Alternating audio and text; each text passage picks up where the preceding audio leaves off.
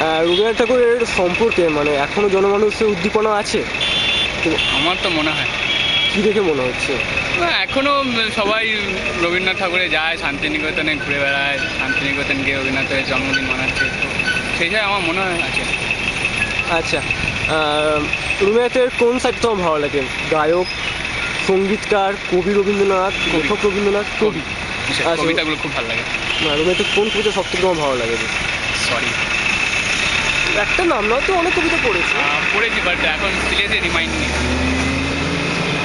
আচ্ছা, তোমার কি মনে হয় যে রবীন্দ্রনাথকে আমরা মানে বাঙালিরা ঠিকঠাকভাবে তুলে ধরতে পেরেছি বাকি অন্য সম্প্রদায় অনুসারের কাছে?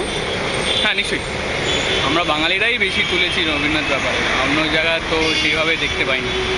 তো এটা কি আমাদের ব্যর্থতা নয় যে ধরো অবাঙালি যাদের কাছে পৌঁছাতে পারিনি রবীন্দ্রনাথ? এটা নিশ্চয়ই, এটাও আমি মানবো কি অব্যর্থতায়। কেন, যদি আবার ওয়েস্ট বেঙ্গলের বাইরে যাও তাহলে রবীন্দ্রনাথ ব্যাপারে এত কিছু কেউ ম্যাক্সিমাম কেউ জানে না।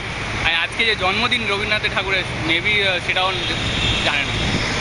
তাই এখানে কিন্তু মনে হচ্ছে কি হ্যাঁ রবীন্দ্রনাথ ঠাকুরের জন্মদিন আছে, বিভিন্ন অনুষ্ঠান, সাংস্কৃতিক অনুষ্ঠান, শান্তিনিকেতনে আছে অনুষ্ঠান চলছে, সেগুলো এখানে বোঝা যায় কি হ্যাঁ এখানে রবীন্দ্রনাথের জন্মদিন।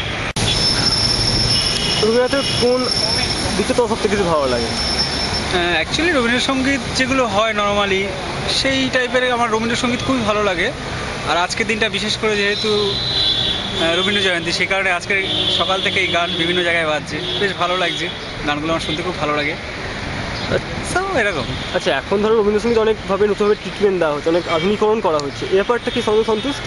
আমি কখনোই এর সব রকমের বিরুদ্ধে। আমি কখনোই এই জিনিসটা আমার ভালো লাগে, আমি শুনতে চাই না।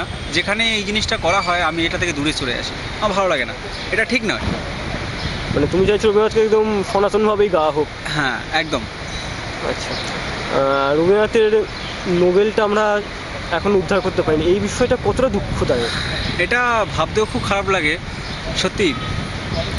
রবীন্দ্রনাথের একটা স্মৃতিচিহ্ন আমরা সত্যি ধরে রাখতে পারলাম না, সত্যি আমাদের কাছে ব্যাপারটা খুবই দুঃখের। তো দেখা যাক, চেষ্টা তো চলছে, পাওয়া যায় কিনা।